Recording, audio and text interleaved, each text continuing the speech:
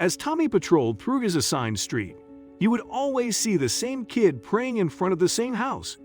Day in and day out, Tommy would see the child through the window, praying by the window.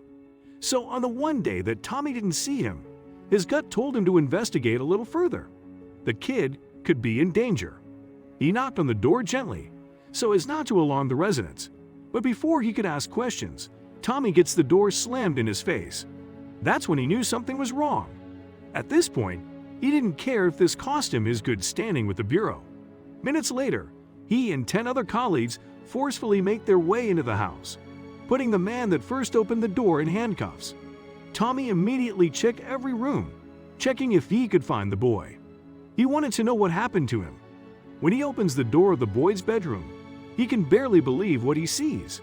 Now he understands why he wasn't praying outside anymore that day. Before we start, can we get this video to 1,000 likes?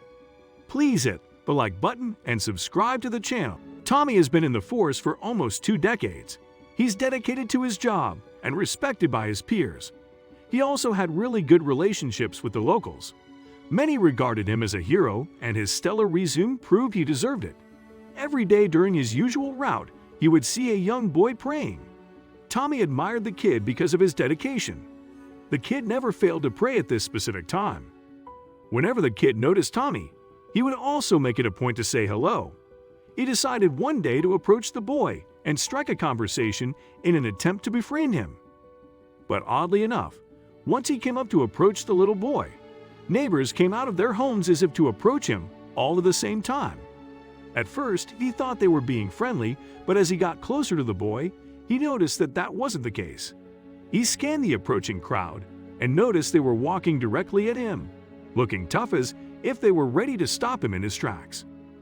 Tommy didn't know what he did wrong, but he did know that he had to act quickly and prevent anything from escalating. He raised his arm up and walked back to the car as quickly as possible before driving away to safety. The incident did nothing to quell his curiosity about the boy. He decided he would try again. He wanted some answers from the neighborhood and tried to find out who the kid was. But when he returned, he was shocked. The kid was nowhere to be seen. It looked like he had disappeared. Tommy knew where the boy lived, so he went to the house. He wanted answers. Tommy headed towards the little boy's house. But when Tommy knocked on the door, no one answered. What did this mean? Did he bring the kid into danger? At first, Tommy drove around the neighborhood for a day, looking for the boy. But he wasn't outside at any time. Tommy started with the police database. It held the answers to pretty much everything in their town.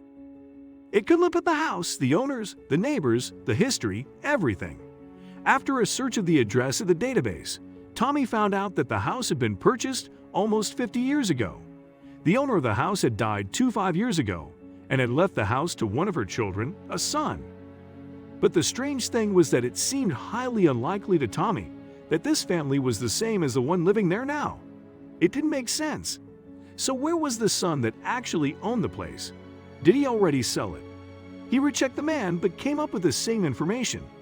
Doing a quick internet search, he found out that the man had never been in contact with the law, hadn't made any government requests, and had no social media presence. He was off the grid. He went to the neighborhood again, but incognito. He did not want to be recognized by the people. He tried to take pictures of the family, to run them into the database, but that wasn't exactly legal.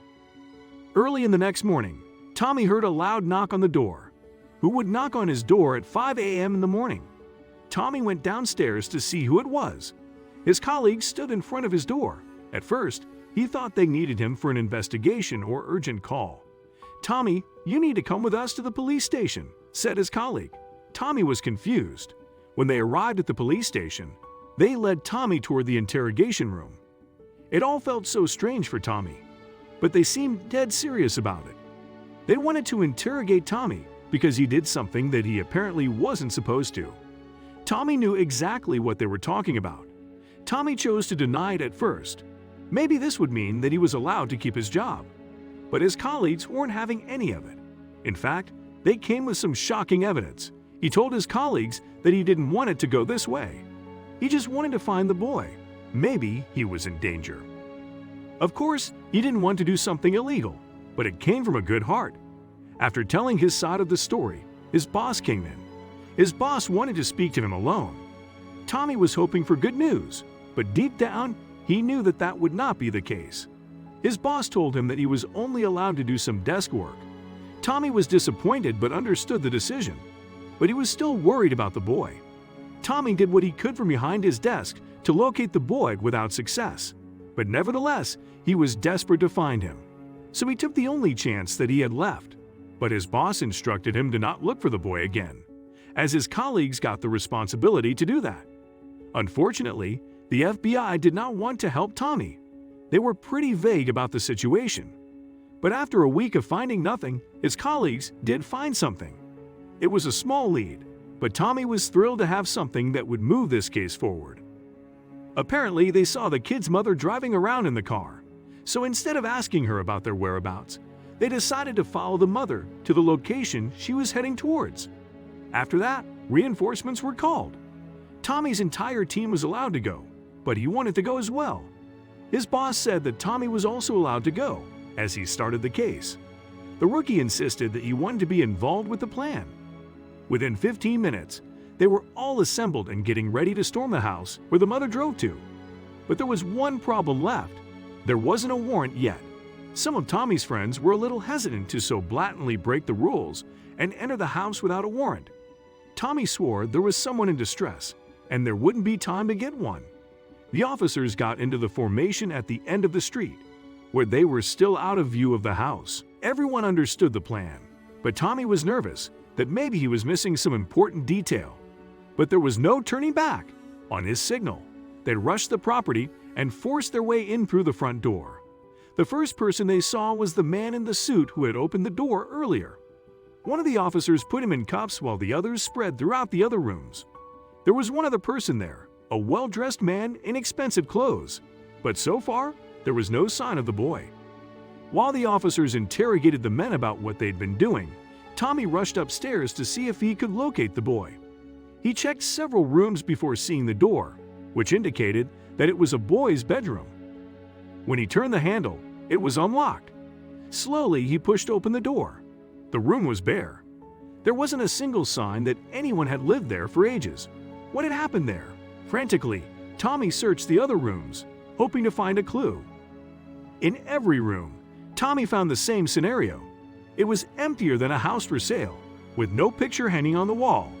Confused, Tommy headed back downstairs to see if the two men had given up any information about the boy. But when Tommy cleared the landing on the ground floor, he saw that the men were no longer in handcuffs. Instead, his friends were apologizing to them. They almost looked embarrassed. Tommy stepped forward, unsure how to feel about the situation. What the hell was going on? One of the men stepped forward and slid his hand into his pocket. Sebastian tensed, wondering what the man was doing.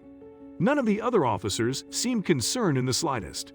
Then, the man pulled an object out of his jacket and held it up for Tommy to see. The color drained out of Tommy's face. The well-dressed man in the suit was holding up an FBI badge. Tommy knew that he was likely in serious trouble. But he couldn't stop himself from asking questions about why the men were there in the first place. Unfortunately, it turned out that the FBI also had a few questions for Tommy. The FBI agents heard Tommy's justification to enter the house from the other officers. They wanted to know what had made him suspicious in the first place. The agents respected his willingness to trust his gut and even put his career on the line to help someone in danger. Because of that, they decided to tell Tommy the truth. The FBI agents asked the other officers to give them some privacy.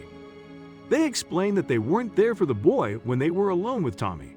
Instead, they had their sights set on his father. It turned out that there was far more to the family than what met the eye. The man in question had been placed in witness protection for his safety. So many people searched for him that he hardly ever left the house. The same applied to his boy, who often stayed upstairs and watched the neighborhood from his window. But recently, their routines drastically changed. After the dust settled, the FBI asked Tommy and his colleague to keep this situation classified.